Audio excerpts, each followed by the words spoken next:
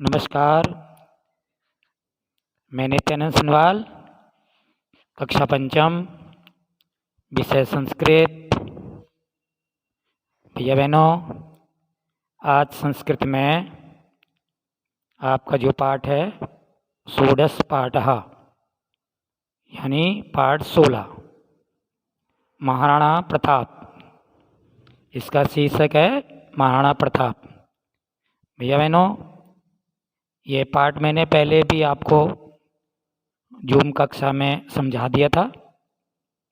जब zoom meeting हुई थी उसमें भी मैंने आपको समझा दिया था, लेकिन हो सकता है कि उसमें कुछ बच्चे रह गए होंगे पाठ को समझाने से, इसलिए मैं आज इसको पुनः वीडियो के माध्यम से आपको समझा रहा हूँ। ठीक है, आप अपना इस पर ध्यान से देखिए और इसका अर्थ समझेंगे।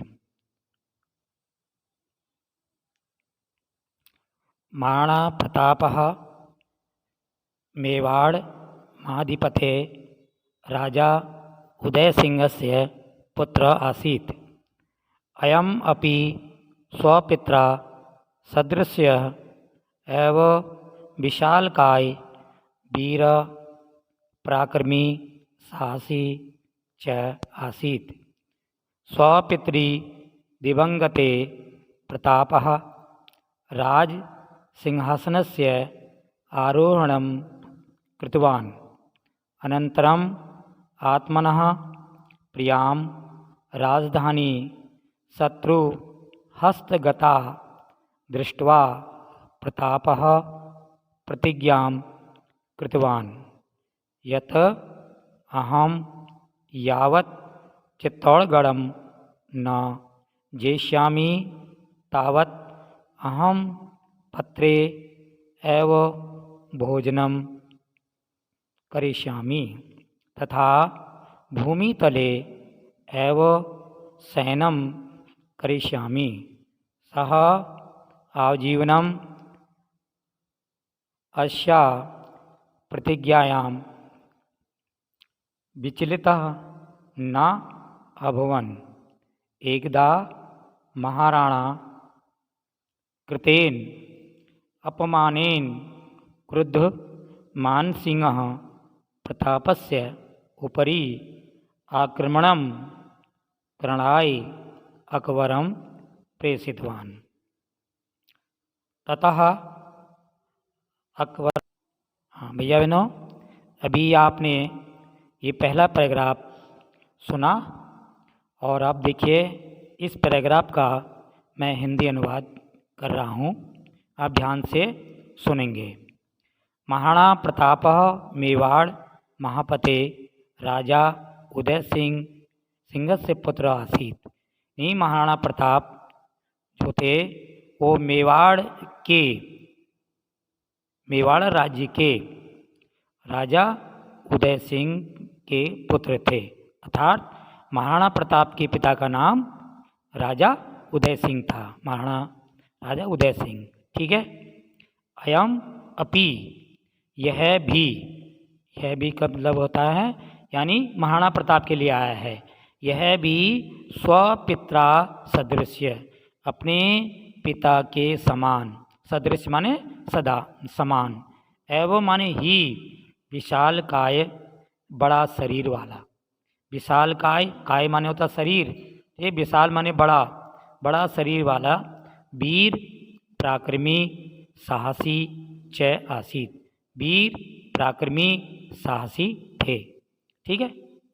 स्वपित्री दिवंगते प्रतापः राज सिंहासनम आरोहणं कृतवान्।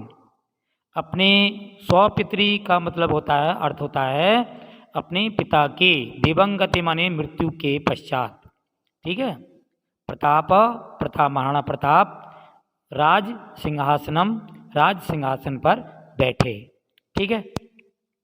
अनंतरम, इसके बाद, आत्मनम प्रियाम राजधानी शत्रु हस्तगता दृष्ट्वा प्रतापः प्रतिज्ञां कृतवान्। कुछ समय के पश्चात शत्रुओं ने इनके राज्य को अपना अधिकार में ले लिया था। तो इस पर उन्होंने जो है अपने राज्य को शत्रुओं के अधिकार में लेने पर यह देख करके उन्होंने प्रतिज्ञा की। क्या की? यत माने कि अहम यावत, मैं जब तक चित्तौड़ न जेष्यामि, अपने राज्य चित्तौड़ को नहीं जीत लूँगा, तावत, तब तक अहम पत्रे एवं भोजनम करिष्यामि, मैं पत्ते में भोजन करूँगा, यानी पत्तों में भोजन करूँगा, तथा भूमि तले एवं शयनम करिष्यामि, और मैं भूमि पर सोऊंगा। ठीक।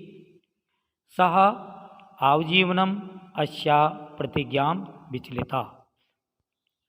विचलिता न अभवत्, वह हमेशा ही आजीवन अपनी प्रतिज्ञा से विचलित नहीं हुए, अर्थात जब तक इन्होंने अपने राज्य को वापस नहीं ले लिया तब तक यह इनकी जो प्रतिज्ञा थी, मैं पत्ते पर भोजन करूंगा और भूमि पर सोऊंगा, इस प्रतिज्ञा का उन्होंने आजीवन पालन किया।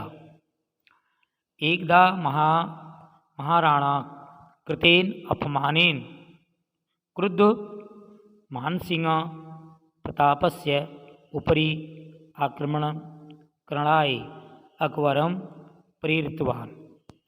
एक बार महाराणा प्रताप के द्वारा किए गए अपमान के कारण मानसिंह ने अपने भाई महाराणा प्रताप के ऊपर अकबर को युद्ध के लिए प्रेरित किया।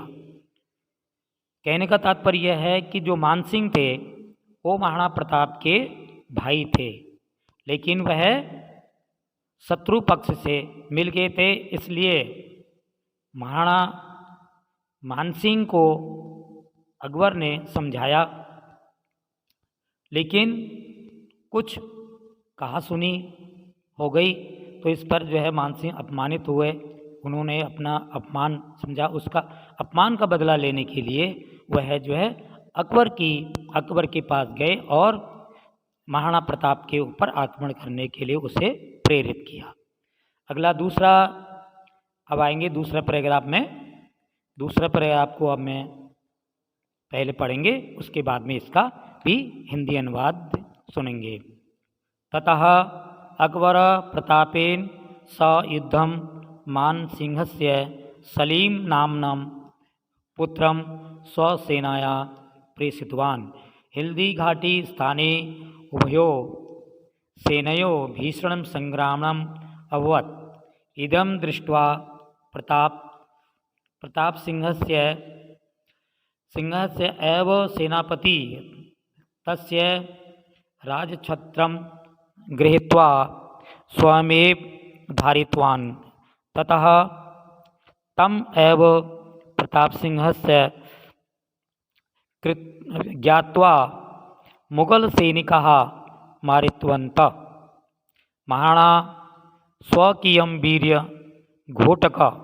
वीरघोटकं चेतकम् आरुह्य सन् अन्यत्र विनिर्गतः। भैया बहनों, इस दूसरे पैराग्राफ का अर्थ आप देखेंगे, ततः माने उसके बाद अकबर प्रतापेन सह युद्धम, अकबर ने महाराणा प्रताप के साथ युद्ध के लिए मानसिंह सलीम नामक पुत्रम, अपने सलीम नामक पुत्र को अपनी सेना के साथ भेज दिया। उन सेना के साथ मानसिंह भी खुद थे। हल्दी घाटी स्थाने, हल्दी घाटी के मैदान में उन दोनों की सेनाओं का भीषण युद्ध हुआ, संग्राम हुआ। इदम दृष्ट्वा प्रतापस्य एक सेनापति, यह देख करके महाराणा प्रताप के सेनापति ने जब देखा कि भीषण युद्ध चल रहा है, क्योंकि महाराणा प्रताप के पास कम सेना थी, अकबर के पास ज़्यादा सेना थी, इस प्रकार से उन्होंने महाराणा प्रताप की सेना पर बड़े ज़ोर से हमला बोल दिया और महाराणा प्रताप जो है वो चारों तरफ से शत्रुओं की सेना से घिर गए थे। अपने राजा को शत्रुओं की सेना से घिरते हुए देख करके उनका जो सेनापति था उसने महाराणा प्रताप से यह अनुरोध किया कि महाराज, अपना जो आपके सिर पर मुकुट है उस मुकुट को आप मुझे दे दीजिए और आप यहाँ से अपने घोड़े पर चढ़ करके यहाँ से निकल जाइए। अगर मैं तब तक इस शत्रु सेना को जो है रोकता हूँ और आपका जो है सुरक्षित रहना बहुत ज़रूरी है, देश के हित में है, राज्य के हित में है। इसलिए राजछत्र से गृहीत्वा, अपने राजा के मुकुट को ग्रहण करके वह स्वयं अपने सिर पर उन्हें धारण किया तथा तम एव प्रताप से ज्ञात्वा, उसी सेनापति को महाराणा प्रताप जान करके मुगल सेना ने उसके ऊपर आक्रमण कर दिया और वह वीर गति को प्राप्त हो गए। महाराणा स्वकीयम वीरम घोटकम चेतकम आरुह्य अन्यत्र विगर्गता। महाराणा प्रताप अपने सेनापति के द्वारा दिया गया जो आदेश था उसका पालन किया उन्होंने और अपने घोड़े में चढ़ करके दूसरी जगह अन्यत्र चले गए। एक बारम पुनः युद्धे महाराणा प्रताप मुगल सैनिक सह युद्धम कुर्वन् युगल सैनिकान् पराजितवान् स्वमातृभूमि चित्तौड़गढ़ं स्वतंत्रं कृतवान्। महाराणा प्रतापस्य देशभक्ते स्वाभिमानस्य च इयं कथा अद्यापि भारतीय जनेषु अति श्रद्धा कथ्यते श्रूयते च। एक बार पुनः उन दोनों के मध्य दोबारा युद्ध हुआ और इस युद्ध में जो है मुगल सैनिकों को महाराणा प्रताप की सेना ने पराजित किया और महाराणा प्रताप ने स्वमातृभूमि चित्तौड़गढ़ं स्वतंत्रं कृतवान्। इस प्रकार से उन्होंने अपनी मातृभूमि चित्तौड़ को मुगलों से स्वतंत्र कराया और इस प्रकार से उन्होंने अपनी जो प्रतिज्ञा थी वह भी पूरी की। महाराणा प्रताप सिंहस्य देशभक्त, उनकी देशभक्ति को देखते हुए वो एक सच्चे देशभक्त थे। अपनी मातृभूमि के प्रति